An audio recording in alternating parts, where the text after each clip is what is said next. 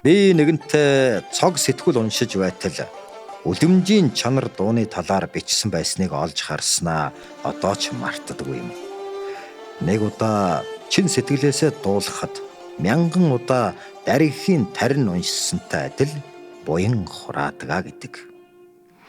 Эмэгтэй хүний таван гайхамшигыг утга төгөлдөр өгүүлэн мэдрэхүйн таван эрхтнэр хайрыг мэдэрч бичсэн дуу манайха Балгаар хоёроос өөр байдгүй тухай тэнд бичсэнийг уншаад үнэнхүү гайхан биширч байж үлээ.